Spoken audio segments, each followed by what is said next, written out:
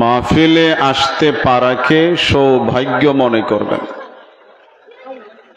ওটা আবার সকলের ভাগ্যে জুটে না। মাহফিলের আশেপাশে সময় কাটবে, দোকানে সময় কাটবে, প্যান্ডালের ভিতরে বসা এটা অনেকের ভাগ্যে নসিব হয় না। মাদ্রাসাটা একেবারে শিশু পর্যায়ের, আর এটা সত্য আমরাও একদিন শিশু ছিলাম, আজকে শিশুর বাবা। আমাদের বাংলাদেশের সবচেয়ে বড় মাদ্রাসা হাটাজারি মাদ্রাসা এক সময় শিশু ছিল। বিশ্বের অন্যতম দ্বীনী প্রতিষ্ঠান দেওবন্দ দারুল উলুম এক সময় শিশু ছিল। আজকে এই প্রতিষ্ঠানগুলো শিশু না। মানুষ যেমন সময়ের ব্যবধানে বড় হয়, শিশুর বাবা হয়, এই ছোট্ট মাদ্রাসাগুলো সারা জীবন ছোট থাকবে না, একদিন ইনশাল্লাহ বড় হবে। তো আপনারা যদি মন থেকে দোয়া করেন, মাদ্রাসার মজলুম মুহতামিম আপনাদের সামনে একটা বাজেট পেশ করেছেন। আমরা এখানে যারা আছি চাইলেও এই বাজেটটা পূর্ণ করে দেওয়ার মতো তৌফিক আমি মনে করি আমাদের নাই। কিন্তু পারবেন কে? মুখটা ভরে বলেন, কে পারবেন? তো আল্লাহ এখানে যারা আছেন এদেরও কাউকে কাজে লাগাবেন। 7 সমুদ্র 13 নদীর সেপার যারা আছে প্রবাসী, এদেরও কাজে লাগাবেন। অন্য এরিয়ারও কাউকে কাজে লাগিয়ে আল্লাহ বাজেট পূর্ণ করে দিবেন। জুড়ে বলেন ইনশাআল্লাহ। আমি আপনাদের খেদমতে কি বলে যে আপনাদের আগ্রহটা মেটাবো খুঁজে পাচ্ছি না। আপনাদের প্রবল আগ্রহের সামনে আমি অসহায়। আপনাদের এই আশা বসা গুরুত্বপূর্ণ সময়টারে কিভাবে আমি মূল্যায়ন করব আমি পেরেশান। যে কথা দিয়ে শুরু করব সেটা হলো, টাইটেল ফাঁস বড় বড় মাদ্রাসা যতটা জরুরি, তার চেয়ে এই ছোট্ট মাদ্রাসাগুলো বেশি জরুরি। একজন মুসলমান টাইটেল ফাঁস না করলে, বুখারী শরীফ না পড়লে তার জীবন চলতে সমস্যা হবে না। কিন্তু এই ধরনের মাদ্রাসায় যদি আমাদের সোনামণিরা না পড়ে, তাহলে বড় হওয়ার পরে ফরজ সালাত বিশুদ্ধ কেরাতের মাধ্যমে তো আদায় হবে না। নামাজ পড়তে বুখারী শরীফ লাগে না, মুসলিম শরীফ লাগে না, তিরমিজি শরীফ লাগে না, আবু দাউদ শরীফ, নাসাই শরীফ, ইবনু মাজা শরীফ লাগে না, তবে কোরআন মজিদ তো লাগে। কত তো বলেন না। লা সালাতা ইল্লা বিফাতিহাতিল কিতাব, সূরা ফাতিহা তো মাস্ট বি, নামাজে পড়তেই হবে, এটা ওয়াজিব। আর কোরআনের যে কোনো একটা অংশ পাঠ করা ফরজ। কোরআন আল্লাহ বলেন ফাকরাউ মা তায়াসসারা মিনাল কোরআন। তাইলে আমরা যদি কোরআন না শিখি নামাজ পড়া যাবে? রিডিং হয়তো না পড়তে পারেন, কোরআন হাতে নিয়ে হয়তো না পড়তে পারেন, অনেকে তো পড়তে পারেনও না, এটা সত্য। কিন্তু মুখস্থ হলেও তো কয়েকটা সূরা আমাদের মুখস্থ থাকতেই হবে, নতুবা তো আপনি নামাজ পড়তে পারবেন না। তাইলে টাইটেল ফাঁস করা জরুরি না এর চেয়ে বেশি জরুরি এই সকল মাদ্রাসা? এই সকল মাদ্রাসা বেশি জরুরি। আমার জরিপে গ্রামে গ্রামে প্রাইমারি স্কুল যতটা জরুরি, তার চেয়ে নুরানি মাদ্রাসা আরো বেশি জরুরি। আমাদের প্রাইমারি মাদ্রাসাগুলোতে অঙ্ক আছে, ভূগোল আছে, বাংলা আছে, ইংলিশ আছে, কিন্তু পর্যাপ্ত পরিমাণ দ্বীনি শিক্ষা নেই। ম্যাট্রিক পাস করার পরও যদি জিজ্ঞেস করেন তায়াম্মুমের ফরজ কয়টা, কিভাবে করা লাগে সেটা তো অনেক দূর, ফরজ কয়টা তাও জানে না। আর আমাদের নুরানির ছাত্রদেরকে তায়াম্মুমের ফরজ কয়টা না কেমনে করা লাগে প্র্যাকটিক্যালে দেখাইয়া দিবে। বলতে পারেন হুজুর আপনারা এটা মাদ্রাসায় এর জন্য তায়াম্মুম পারে, ইংলিশ তো পারবে না। জি না, এমন কথা আর বলা যাবে না। এখন আমাদের সন্তানরা ইংলিশও পারে, বাংলাও পারে, অঙ্কও পারে, বিজ্ঞানও পারে। যদি মেডিকেল কলেজ না থাকে ডাক্তার হবে না, বুয়েটের মতো বিশ্ববিদ্যালয় না থাকলে ইঞ্জিনিয়ার হবে না, মারকাজুস সুন্নাহর মতো মাদ্রাসা না থাকলে হাফেজে কোরআন হবে না, মসজিদের ইমাম হবে না, মাহফিলের মুফাসসিরে কোরআন হবে না। তাইলে এটা বাধ্যতামূলক আমাদের জন্য, আমাদের সকলের ঈমানি দায়িত্ব এই মাদ্রাসাকে চালিয়ে যাওয়া এবং আমাদের সন্তানদেরকে আলেম বানানো, দিনদার বানানো। তবে সবাই আমার মতো মোল্লা হয়ে যাক, আমি এই মেসেজটা নিয়ে আসি নাই। সাঁকু এলাকার কারো ইচ্ছা থাকতে পারে আপনার ছেলের ইঞ্জিনিয়ার বানাবেন, বানান। ডাক্তার বানাবেন, আলহামদুলিল্লাহ বানান। প্রফেসর বানাতে চান, আলহামদুলিল্লাহ বানান। আপনার আগ্রহ জেগেছে আপনার ছেলেকে ওসি বানাবেন, ডিসি বানাবেন, এসপি বানাবেন, বানান। তবে আমার বিনীত আরজ আপনার কাছে, আপনার ছেলেটাকে নুরানি পর্যন্ত মাদ্রাসায় পড়াইয়া এরপরে যদি আপনি কলেজে দেন, ভার্সিটিতে দেন, এরপরে শাহজালাল বিজ্ঞান প্রযুক্তি বিশ্ববিদ্যালয় এমনকি বুয়েটও যদি পড়ে, তাইলে আপনার ছেলে যদি হয় প্রফেসর হবে আল্লাহওয়ালা প্রফেসর, যদি হয় ইঞ্জিনিয়ার হবে আল্লাহওয়ালা ইঞ্জিনিয়ার, যদি হয় ডক্টর হবে আল্লাহওয়ালা ডক্টর। অবশ্যই বিশ্বাস রাখতে পারেন মাদ্রাসায় পড়ুয়া কোনো সন্তান নাস্তিক হবে না, নাস্তিক হবে না, নাস্তিক হবে না। এতটুকু গ্যারান্টি দেওয়া যায়। আরেকটি কথা বললে রাগ করবেন, তবে এক এলাকার মানুষ আশা করি রাগ নাও করতে পারে। আমার আত্মীয়তার এরিয়া অনেক বিশাল, শুধু গ্রামের মাঝে আমার আত্মীয়তা সীমাবদ্ধ না, উপজেলার বাহিরে, জেলার বাহিরেও আমার অনেক আপনজন আছেন। আমার জরিপটা হলো অনেক উচ্চ শিক্ষায় শিক্ষিত সন্তানের মা বাবার আমি চরম অবহেলিত থাকতে দেখেছি। ছেলের বেতন ই মাদ্রাসার সকল টিচারের বেতনের চেয়ে উনার বেতন এত বেশি, কিন্তু দুর্ভাগ্য হলো উনার আম্মা আব্বা অসুস্থ পীড়িত, দেখবারও টাইম নেই। কিন্তু ওই সন্তান যদি এত উচ্চ শিক্ষিত না হয়ে কোন গ্রামের একটা মসজিদের ইমামও যদি হতো, তাইলে উনি তার রক্তটা দিয়ে হলো আম্মা আব্বার সর্বোচ্চ সেবা খেদমত করে যেত। ধ্যানটা নষ্ট কইরেন না, আমি খুব কম সময় নিয়ে আসছি। মাগরিবের পরে এক জায়গায় ছিলাম, জিন্দিগিটা অত আরামের না। আর আপনাদের এখান শেষ করে বালাগঞ্জ হাই স্কুল মাঠে গিয়ে 10:30 আরেকটা বয়ান ধরার কথা, আমার কাজে লাগা।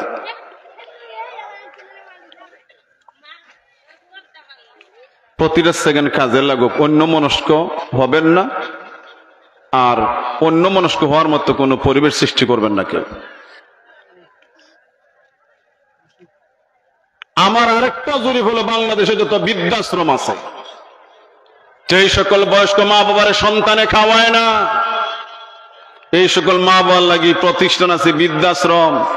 দূরবীন লাগে দেখেন, বড় বড় উচ্চ শিক্ষিত সন্তানের মা বাবাকে খুঁজে পাওয়া যাবে, দূরবীন লাগে কোন আলেমের আম্মা আব্বাকে বৃদ্ধাশ্রমে পাইবেন না।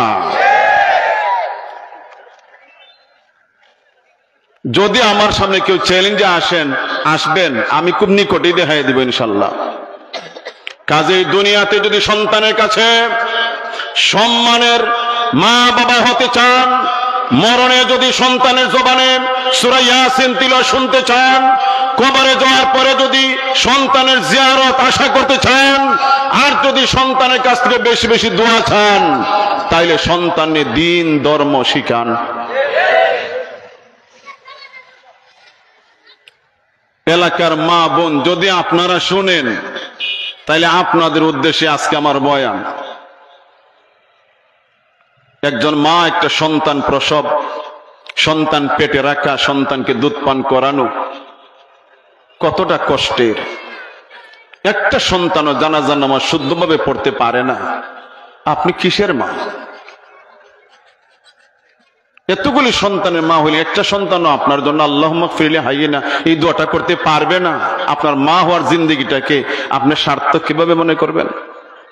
আমি আবার বলছি, আমার মতো মূল্যবানের জন্য বলি নাই, তবে এই দিন শেখানো মা এবং বাবার উপর নৈতিক দায়িত্ব। নবীজির একজন সাহাবীর নাম রাবি ইবনে জিয়াদ রাদিয়াল্লাহু তাআলা আনহু। ওনার গোলামের নাম ফররুখ। খেয়াল করবেন, তুর্কিস্তান এলাকায় যুদ্ধ চলতেছে। রাবি ইবনে জিয়াদ চেয়ে দেখেন যতগুলি যোদ্ধা ইসলামের পতাকা উড্ডীন করার জন্য মাঠে, ফররুখের মতো এত চমৎকার যোদ্ধা কিচ্ছু লাগবে না। সরো, আপনার এগুলা কন্ট্রোল করেন, আমার শুধু বলতে দেন। সাফানি লাগবে না, এগুলো আগে বললে দিচ্ছে, কথা বুঝছেন? আমার একটু বলতে দাও, মানুষের মনোযোগটা এখনো তৈরি করতে পারতেছি না। এই ফররুখ গোলাম হলেও যুদ্ধে নিয়ে তো পারদর্শী। উনি যুদ্ধে থাকা মানে ইসলামের বিজয়। আসতে বললেন কিন্তু সুবহানাল্লাহ। এটা তো ভালো বুঝেন। ভালো কিছু ফুটবলার আছে যে টিমে খেলে এই টিমে জয়লাভ করে, এটা আপনারা খুব ভালো বুঝেন। আপনারা বলতে আবার সবাইরে বুঝাইছি না, আমি এক দলে বুঝাইছি। আমি যদি ওই শ্রেণীকে বলি বলো 10 জন নবীর নাম, আমার বিশ্বাস ওই শ্রেণীর ছেলেগুলি পারবে না। 10 জন সাহাবীর নাম বলো, পারবে না। কিন্তু বিশ্বের চ্যাম্পিয়ন ফুটবলার যতটা, বাপ দাদার নাম মুখস্থ। এটা আমার দুঃখ। যাদের নাম জানা জরুরি নয় তাদের নাম গড়গড়া মুখস্থ, আর যাদের নাম জানা থাকা তোমার ক্রেডিট, তুমি মুসলিম সন্তান, তোমার জানা নাই। ফররুখ রহমতুল্লাহ অনেকগুলি যুদ্ধে বিজয় লাভ করলেন। বয়স হলো 30। কথা বলবেন, কত? 30। উনার মুনিব নবীজির সাহাবী যায়েদ, রাবি ইবনে যায়েদ রাদিয়াল্লাহু আনহু বললেন, ফররুখ, অনেকগুলি যুদ্ধে সফলতা লাভ করেছি, যুদ্ধের যুদ্ধলব্ধ মাল গনিমত তোমার ভাগে যা তা দিলাম, আর তুমি আমার গোলাম ছিলে, আমি তোমারে মুক্ত করে দিলাম, আমার পক্ষ থেকেও তোমার কিছু হাদিয়া দিলাম। অনেকগুলি টাকা পেয়ে ফররুখ রহমতুল্লাহ আলাইহি বললেন, এখন আমি কি করি? গোলাম মানুষ, গণ নাই, বাড়ি নাই, একজনের মালিকানায় ছিলেন। আমার দেশের অনেক বড় লোক বাড়ি করেন সিলেটে, সিলেট বাড়ি হলে ঢাকা, ঢাকা বাড়ি হলে কক্সবাজার, আর আশা করছেন কানাডার একটা বাড়ি কিনবেন। ফররুখ রহমতুল্লাহ আলাইহি সিদ্ধান্ত নিলেন, আল্লাহ যেহেতু একটা ব্যবস্থা করেছে, তাইলে দয়াল নবী, রহমতের নবী, বিশ্ব নবী মুস্তাফা সাল্লাল্লাহু আলাইহি ওয়াসাল্লাম যেই মদিনায় শুয়ে আছেন, রাসূলের মদিনায় আমি থাকার জন্য বাড়ি বানাতে চাই। আওয়াজ আর একটু বাড়ান, সুবহানাল্লাহ। মদিনায় চলে আসলেন, বাউন্ডারি বেষ্টিত তখনকার সময়ের ডিজাইনের একটা দোতলা বাড়ি কিনলেন থাকার জন্য। সুন্দরী একটি মেয়ের বিয়ে করলেন সুখের জন্য। জোরে বলেন মারহাবা। কিছুদিন যেতে না যেতেই আল্লাহর রহমতে স্ত্রী সন্তান সম্ভবা হয়ে গেলেন, প্রেগনেন্ট হয়ে গেলেন, পিরিয়ড বন্ধ হয়ে গেল। 30 বছরের সুঠামদের অধিকারী যুবক ফররুখ রহমতুল্লাহি আলাইহি জুমার নামাজে মসজিদে নববীতে খতিব সাহেবের জবান থেকে ওয়াজ শোনেন। খতিব সাহেব বললেন, অমুক অমুক এলাকায় মুসলমানদের সঙ্গে যুদ্ধ চলছে, যেইভাবে আমরাও আমাদের জুমার বয়ানে ফিলিস্তিনের মুসলমানদের সঙ্গে ইসরায়েল যুদ্ধ, হামাসের সঙ্গে ইসরায়েলের যুদ্ধের আলোচনা করি, মসজিদে নববীর খতিব সাহেব এইভাবে জুমার বয়ান আলোচনা করেন। একটা পর্যায়ে আহ্বান জানিয়ে বললেন, যুবকেরা রে, আল্লাহর দ্বীন প্রতিষ্ঠার জন্য, জিহাদের জন্য তৈরি হয়ে যাও। সবে মাত্র বিয়ে করা যুবক, নাম বলছিলাম ফররুখ, তিনি সাথে সাথে মসজিদেই সিদ্ধান্ত নিলেন, না না না, আর বাসায় থাকবো না, আল্লাহর দ্বীন প্রচারের জন্য এলাকা কালিমাতুল্লাহ, ইসলামের পতাকা উড্ডীন করার জন্য আমি জিহাদের ময়দানে চলে যেতে চাই। আওয়াজ দিয়ে বলেন সুবহানাল্লাহ। আমরা কিন্তু 3 দিনের তবলিগে যাইতে অনেক সময় রাজি হই না, মাথা রাখবেন। কিন্তু মাত্র বিয়ে করেছেন, বুড়া না, ওনার শরীরে জীবন জীবনের উচ্ছ্বাস ছিল। স্ত্রীকে এসে বলে, স্ত্রী, খতিব সাহেবের বয়ান শুনে নিজেরা ধরে রাখতে পারেনি, পৃথিবীর অমুক অমুক জায়গায় ইসলামের জন্য জিহাদ চলছে, আর ফর ওয়াইফকে নিয়ে সুখে থাকবে, এটা হয় না, আমি জিহাদের জন্য রেডি। স্ত্রী বললেন, ভালো কথা, জিহাদে যাইবেন, আমি যে প্রেগনেন্ট, আমার পেটে যে সন্তান এসে গেছে, আমাকে আর আমার পেটের সন্তানকে আপনি কার কাছে রেখে যাবেন? ফররুখ স্পষ্ট উত্তর দিলেন, তোমাকে আর তোমার পেটের সন্তানকে আমি আল্লাহর হাওলায় রেখে যাচ্ছি। এই কথা বলে 30,000 দিনার ওয়াইফের কাছে দিয়া বললেন, তুমি হালাল উপায়ে বাণিজ্য করবা, ইনভেস্ট করবা, পারলে এখান থেকে টাকা পয়সা বৃদ্ধি করবা, এই দিয়ে তুমি চলবার চেষ্টা করবা। আল্লাহ যেদিন আমাকে ফিরিয়ে আনেন সেই দিন হবে তোমার সাথে আমার দেখা। সুবহানাল্লাহ আছে। খুব সংক্ষেপে বলছি, ফারুক রহমতুল্লাহ আলাইহি যুদ্ধে ঝাঁপিয়ে পড়লেন, একটানা অবিরাম আল্লাহর দ্বীন প্রতিষ্ঠার জন্য 30 বছর জিহাদ করেছেন। কয় বছর? এদিকে আওয়াজ, কয় বছর? আর যেদিন গেছিলেন বাড়ি থেকে বাইরে, ওই দিন বয়স ছিল কয় বছর? তাহলে 30-এ কত হয়েছে? 60 বছর। যেদিন বাড়ি থেকে বের হইয়া গেলেন ওই সময় স্ত্রী ছিলেন প্রেগনেন্ট। কিছুদিন পরেই আল্লাহর কুদরতের মহিমা, কোল জুড়ে ফুটফুটে একটা ছেলে সন্তান জন্ম নিল। মা আদর করে এই সন্তানের নাম রাখলেন রাবিয়া। জুড়ে বলেন মারহাবা। কি নাম রাখছেন? পরে হয়ে গেছেন রাবিয়াতুর রায়। এটা একটু পরে ব্যাখ্যা দিব। বাচ্চা জন্ম নেওয়ার পরে আল্লাহ আল্লাহ করেন, জিকির করেন, তসবিহ পড়েন, দুরূদ পড়েন, বাচ্চার এগুলা শোনান। এবার যখন বাচ্চার একটু বয়স হলো, মা আদর করে সোহাগ করে মক্তবের হুজুরের কাছে পাঠিয়ে দিলেন। আমাদের মা বোনদের প্রসঙ্গে যে কথা বলছিলাম, এখানে আম্মার দায়িত্ব আসেনি? কথা বলেন না কেন আপনারা? অনেক বাবা বুড় প্রভাতী, যার তার কাজের ব্যস্ততা, কেউ জমিনে, কেউ বিভিন্ন হাটে মাঠে বিভিন্ন জায়গায় চলে যায়, মা কিন্তু বাড়িতে। তাহলে সন্তানকে মক্তবে পাঠিয়ে দেওয়ার দায়িত্বটা কার? এই জন্য বলছি আপনারা একটু শুনবেন। আমরা দেশের বাবা বিদেশ থাকলে ছেলে হয়ে যায় মস্ত বড় মস্তান। সবার কথা বলছে না, কিছু কিছু ফুলাপান হে এত বড় এক সম্রাট হয়, কেউ তারা শাসাইতে পারে না। ভালো করে শুনেন, ফররুখ জিহাদে, এইদিকে স্ত্রী, সন্তান হলো ডেলিভারি, সন্তান তিলে তিলে বড়, মক্তবের বয়স হলো, মা আদর করে সন্তানকে মক্তবের হুজুরের কাছে পাঠিয়ে দেন। নিজেও যতটা পারেন বাচ্চারে আদরে আল্লাহ দে দিন শিক্ষা দিচ্ছেন। আর একটু বড় হওয়ার পরে মা সাহসী সিদ্ধান্ত নিলেন, ওই রবিয়ার বাবা জীবিত আছেন নাই আমি জানি না, আমি তার মা যতদিন জীবিত থাকবো আমার ছেলের আলেম বানিয়েই যাব। সিল্লিয়া বলে মারহাবা। দিলেন মাদ্রাসায় ভর্তি করে। 30 বছরের ব্যবধানে, সংক্ষেপে বলি, ছেলে মাদ্রাসায় লেখাপড়া শেষ করে জমানার সবচেয়ে বড় আলেম হয়ে গেছে। বর্তমান 30 বছরের মাথায় এই রাবিয়ার নাম হয়ে গেল রাবিয়াতুর রায়। রায় শব্দটা কিন্তু আপনারাও বুঝেন, আদালতে রায় দিছে। কথা বলেন না এখন? তখন তো বুঝছেন রায়ের মানে কি? সিদ্ধান্ত, ফয়সালা, ডিসিশন।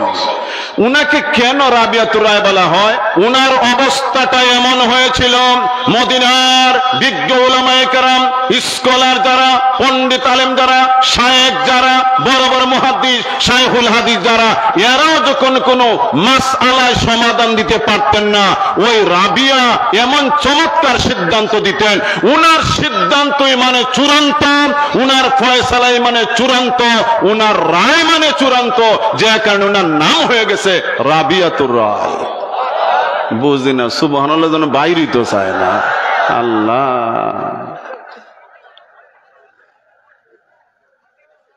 এইদিকে শুধু রাবিয়াতুর রায় সীমাবদ্ধ না। মসজিদে নববীতে ফজর নামাজের পরে মিম্বরে বসে উনি যখন ওয়াজ করেন, লোকে লোকারণ্য হতে হতে অবস্থায় এমন হয় লোকজন মসজিদ ভরে মসজিদের বাহিরে এত দূর পর্যন্ত গড়ায়, শেষ মাথা থেকে রাবিয়ারে চুকে দেখা যায় না। বুঝাইতে পারলাম কিনা আল্লাহই জানে। আপনারা শেষ মাথায় যারা আছেন আমারে কিন্তু ভালোই দেখতেছেন। তাহলে কত দূর পর্যন্ত লোকে লোকারণ্য হলে বক্তারে চোখে দেখা যায় না, কিছু আন্দাজ পাইছেননি আপনারা? এখানে শুধু আপনাদের মতন আম জনতাই বসে না মাহফিলে। রাবিয়াতুর রায় যখন মসজিদের মিম্বরে বসে ওয়াজ করেন, তিন শ্রেণীর মানুষ সমাগম হয়। এক শ্রেণীর মানুষ হলে আম জনতা, আরেক শ্রেণীর মানুষ হলে বড় বড় শায়ের, একটু শিল্পপতি, আরেক দল মানুষকে খাতা কলম নিয়ে বসতে দেখা যায়, নোট করতে দেখা যায়, যারা মক্কা মদিনার বড় বড় আলেম। এরা নিচে বসে খাতা কলম নিয়ে বসে, আর রাবিয়াতুর রায়ের মুখ থেকে যে ওয়াজ বের হয় মনে হয় যেন হীরা মণিমুক্তার চেয়ে দামি দামি কথা সুবহানাল্লাহ আছে। এগুলা তারা নোট করেন। এই অবস্থা চলতেছে। অপরদিকে বাবা ফররুখ রহমতুল্লাহির যুদ্ধ থেকে মোটামুটি আবার অবসর হইছেন, দেশে আসার, মদিনায় ফিরে আসার চিন্তা ভাবনায় আছেন। মাঝখানে তো আপনারা একটু জিজ্ঞেস করা লাগে, বাফিয়ার ফুতে দেখা হইছে, পরিচয় আছে? জটপট বলেন পরিচয় আছে? হ্যাঁ, আমরার ঠুকের বাজার এলাকা, নবীগঞ্জ এলাকা, অনেক বাবা বিদেশ, সন্তান দেশও দেখা হইছে না এখনো, কিন্তু চিনে। কেমনে চিনে? ভিডিও কলে মাই ঘুরায় ঘুরায় দেখায় বাচ্চার ফাও কিরকম, ঠ্যাং কিরকম, হাত কিরকম, চেহারা কিরকম, ফিট কেমন, মাথা কেমন। কথা বলেন না আপনারা? সেই সময় তার ভিডিও কলের ব্যবস্থা ছিল না, যোগাযোগই বিচ্ছিন্ন। 30 বছর পরে ফররুখ রহমতুল্লাহ মদিনায় ফিরবেন। মনের মাঝে কত জল্পনা, কত কল্পনা। জানি না আমার স্ত্রীর পেট থেকে সন্তান যে ভূমিষ্ঠ হলো, আছে না মারা গেছে জানি না, 1। 2 নম্বর হলো ছেলে না মেয়ে জানি না, 2। 3 নম্বর হলো মেয়ে যদি হয়, এতদিনে তো বিয়ে হয়ে যাওয়ার কথা, বিয়ে হলো কিনা 3। 4 নম্বর হলো ছেলে যদি হয়, আসলে কি মাস্তান হয়েছে আমি বিহনে, না কি মাদ্রাসায় পরে আলেম হয়েছে সেটাও তো জানি না, 4। 5 নম্বর হলো 30টা বছর গত হয়ে গেল, আমার স্ত্রী আমার জন্যে অপেক্ষায় আছে না নাই, নাকি কাজীর মাধ্যমে ফয়সালা নিয়ে অন্য কোন পুরুষের সঙ্গে সংসার করে যাচ্ছে, কিছুই তো জানি না। এই চিন্তা ভাবনা নিয়ে ফররুখ রহমতুল্লাহ মদিনায় ফিরে আসলেন। আসতে আসতে রাত একটু বেশি হয়ে গেল। আমি জানতে চাই, জটপট উত্তর দিবেন, 30 বছরে যে কোনো এলাকার পরিবর্তন হয় না, না হয়? রাস্তাঘাটের পরিবর্তন, ঘর বাড়ির পরিবর্তন, 30টা বছরে মদিনা মুনওয়ারার অনেক পরিবর্তন হয়ে গেল। ফররুখ বলেন, হে দুনিয়ার মুসলমানেরা, 30টা বছরে এত পরিবর্তন আমি খুঁজে আমার বাড়ি বের করা অসম্ভব হয়ে পড়েছে। রাস্তাঘাট উন্নয়ন হয়েছে, বাড়ি ঘরের উন্নয়ন হয়েছে, এই জন্যে আমার বাড়িটা খুঁজে বের করা কঠিন হয়ে পড়েছে। অনেক ঘোরাঘুরি করার একটা পর্যায়ে উনি ওনার বাড়ির বাউন্ডারি গেটের সামনে দাঁড়াইলেন, গেটের দিকে তাকাইলেন, ওয়ালের দিকে তাকাইলেন, দোতলা বাড়ির দিকে তাকাইলেন, সকল দিকে তাকায়া হিসাব মিলাইলেন আর বললেন, এটাই আমার বাড়ি, সন্দেহ নাই। সুবহানাল্লাহ। নিজের বাড়ি হিসাবে ভিতরে প্রবেশ করলেন, নিজের বাড়ি হিসাবে গেটও খোলা পাইছেন, ভিতরে প্রবেশ করেছেন। এখানে কোরআনের একটি বিধান আছে। কোরআন আল্লাহ বলেন, ইয়া আইয়ুহাল্লাযীনা আমানু লা তাদখুলু বুয়ুতান গায়রা বুয়ুতিকুম হাত্তা তাস্তানিসু ওয়া তুসাল্লিমু আলা আহলিহা। আমার আল্লাহ নিষেধ দিয়ে বলেন, হে ঈমানদাররা, না না না, নিজের ঘর ছাড়া অন্য কারো ঘরে সালাম না দিয়ে, অনুমতি না নিয়ে সরাসরি অন্য কারো ঘরে প্রবেশ করবেন। প্রবেশ করবেন? আচ্ছা, আপনারা একটু বলেন তো দেখি, কোরআনে তো আল্লাহ নিষেধ দিলেন বান্দার কল্যাণের জন্য। আপনারা কি মনে করেন যে কেউ যে কারো বাড়িতে যদি হঠাৎ ঢুকে, ঘরে যদি ঢুকে, অসুবিধা আছে? যারা বলছেন না কি অসুবিধা মনে করেন না, আমি কয়েকটা অসুবিধার কথা বলি। এই ঘরে মহিলা নাই, এই ঘরে ছেলের বউ নাই, এই ঘরে উপযুক্ত মেয়ে নাই। তাইলে এখানে যদি কোনো মহিলা তার বেডরুমে উনি স্বাধীনভাবে শুয়ে আছে, গরমের কারণে হয়তো মাথার শাড়িটা এলোমেলো আছে, পরনের শাড়ি এলোমেলো আছে, আপনি হঠাৎ করে ঢুকার কারণে তাকে এই অবস্থায় দেখলেন, অথবা ওই মহিলা তার স্বামীর পাশে বসে তাদের পার্সোনাল কোনো আলাপ আলোচনা সেরে নিচ্ছে, হঠাৎ করে আপনি ঢুকে পড়লেন, এটা অবশ্যই সভ্য সমাজ, ভদ্র সমাজ, সুশীল সমাজ মেনে নিতে পারে না। যে এখানে ১৫০০ বছর আগে নিষেধ দিয়েছেন কে? আসতে বলে নিষেধ দিয়েছেন কে? আল্লাহ নিষেধ দিয়েছেন। কিন্তু আমরা এই নিষেধ মানা নাই, আশেপাশে বাড়ি ঘর হইলে আবার জিকানি লাগেনি, ডাইরেক্ট কথা বলেন না আপনারা? এই কোরআনের বিধান না মানার কারণে ডাইরেক্ট ঢুকতে ঢুকতে যখন দেখে চাচা আছে, চাচি আছে, ভাই আছে, আলাপ আলোচনা সারে, আর হঠাৎ কোনোদিন ঢুকে যখন দেখে কেউ নাই, মোবাইলও নাই। বুঝলে বুঝেন, না বুঝলে নাই। অভ্যাস আছে তো ঢুকার, দেখলো আমি তারা শুরু হইতা নাই। কিন্তু আল্লাহ জানেন এমন ঘটনা ঘটবে, তাই তো ১৫০০ বছর আগে নোটিশ, সাবধান, নিজের ঘর ছাড়া অন্য কারো ঘরে ঢুকবেন। ঢুকতে গেলে সালাম দিবেন আগে, আসসালামু আলাইকুম রহমতুল্লাহ। আপনি বাড়িতে আসেননি, আপনার সাথে আমার একটু প্রয়োজন আছে, তখন উনি যখন ঘরে ঢুকাবে আপনি ঘরে ঢুকবেন। খবরদার, নিজের ঘর ছাড়া অন্য কারো ঘরে সরাসরি ঢুকা যাবে। তিনি তো নিজের বাড়ি, এই জন্য প্রবেশ করলেন। হাতে কিন্তু উন্মুক্ত তলোয়ার, যোদ্ধা মানুষ না, হাতে তলোয়ার ওপেন খোলা, খাফের ভিতরে না। আর বাড়ির ভিতরে ঢুকতেই লক্ষ্য করেন, বুঝলে ওয়াজ, দোতলার জানালা দিয়ে ছেলে রাবিয়াতুর রায় একজন মানুষকে অস্ত্রে সজ্জে বাড়িতে প্রবেশ করতে দেখে চিল্লানি শুরু করে বলেন, ব্যথা, এত বড় সাহস, এত বড় স্পর্ধা, আমার বাড়িতে আপনি অস্ত্র নিয়ে ঢুকবেন, এত বড় সাহস, আমার আশেপাশে কারা আছে দৌড়িয়া সরে, ওনার ধরেন, পুলিশে দিব। খারে পুলিশে দিবে? মাশাআল্লাহ, সবাই বলেন খারে। এক কথা বলেন বাবারে, জুড়ে বলেন খারে। ছেলে কি বাবা চিনে? জুড়ে বলেন চিনে? বাবা ছেলেরে চিনে না। ছেলে দ্রুত দোতলা থেকে নেমে বাবারে ধরছে টাইট দিয়া। এত বড় সাহস, তোমার উদ্দেশ্য ভালো না, তলোয়ার না তুমি ঢুকছো, তাও আবার ওপেন তলোয়ার, খাফের ভিতরে না। তাইলে এতক্ষণে তুমি আমার খুন করে ফেলতে। এই চিল্লা চিল্লি শুনে দৌড়াইয়া মানুষ আইছে। যে কোনো দুর্ঘটনা শুনলে বুড়া মানুষ দৌড়িয়ে আগে আয় না ফুল্লাফান? হ্যাঁ, এটা সকল যুগেই ফুল্লাফান। 30 বছরের নিচে যারা আইছে এরা ফররুখরি চিনবো কেউ?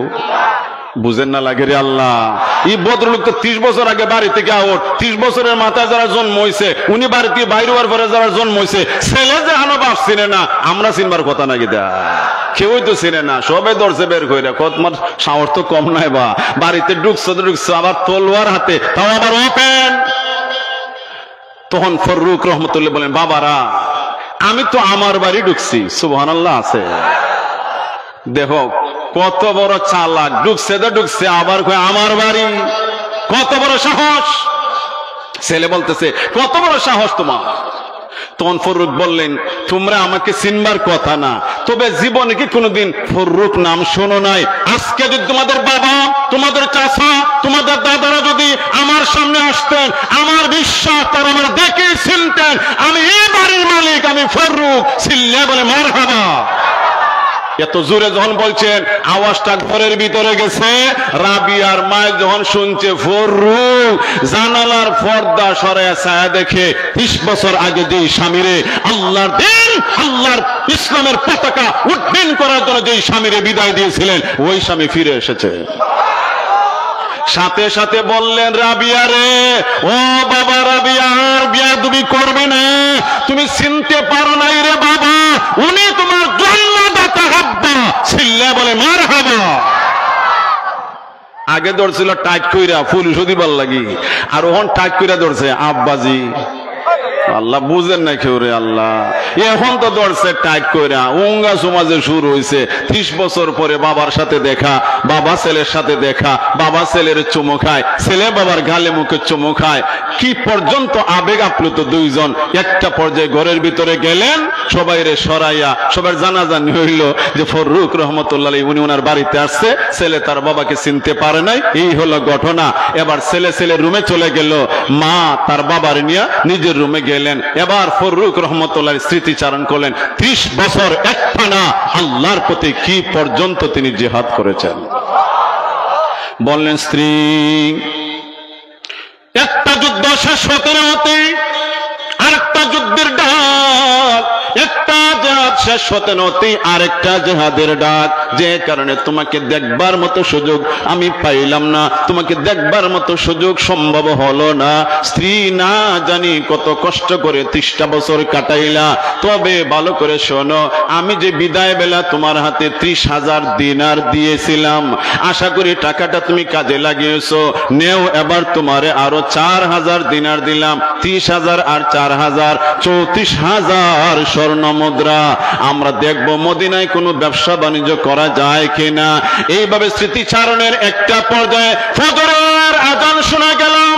এবার ফররুক রহমাতুল্লাহি আলাইহি ঘর থেকে বের হয়ে দাঁড়ায়, ইয়া রাসূলুল্লাহ আসসালামু আলাইকা ইয়া হাবিবাল্লাহ।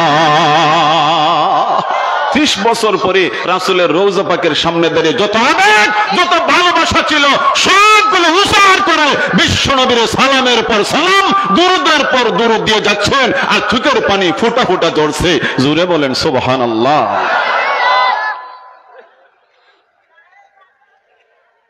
সময় নাই, এই পয়েন্টে কিছু কথা ছিল।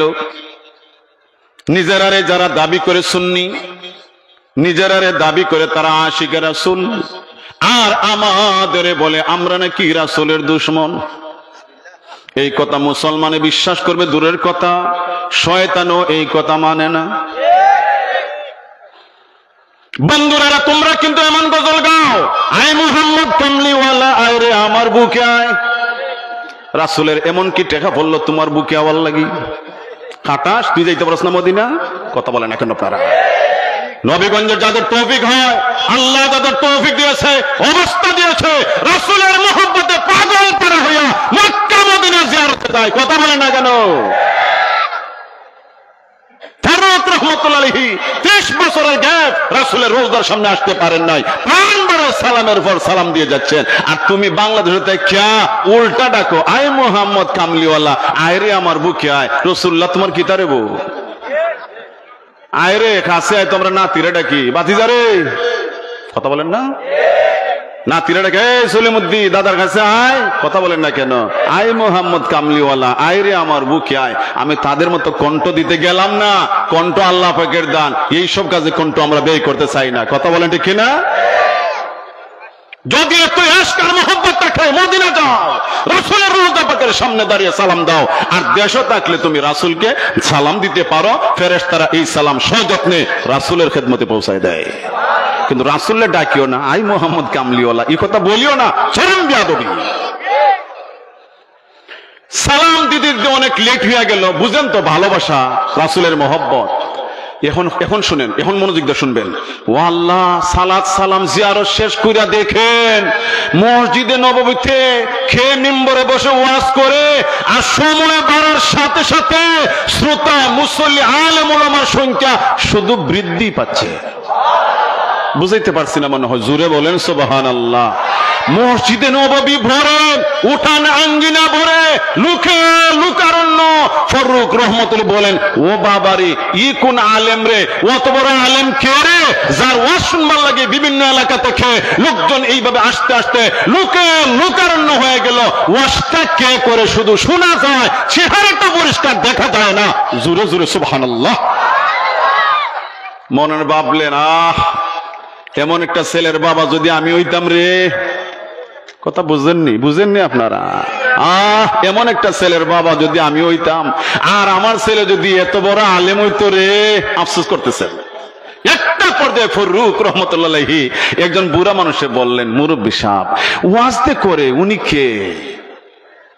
উনি দমক দেব, হে মিয়া তোমার বাড়ি মদিনায় নাই? বুঝছেন না মনে হয়? তোমার বাড়ি মদিনা না? কতম বাড়ি তো মদিনা। মদিনা বাড়ি আবার হুজুরে ছিল না, এটা একটা কত হইল? হুজুর মানে মদিনার সবচেয়ে বড় হুজুর বললেই মদিনার মুসলমান এই হুজুরে চিনে, মদিনার বড় ইমাম বললে মদিনার মুসল্লিরা এই হুজুরে চিনে, মদিনার সবচেয়ে বড় মুফতি বললে এই দেশের মুসলমানেরা এই হুজুরে চিনে, মদিনার সবচেয়ে বড় শায়েখ বললে উনারই লোকেরা জানে। এক কথায় মদিনার সবচেয়ে বড় আলেম তিনি।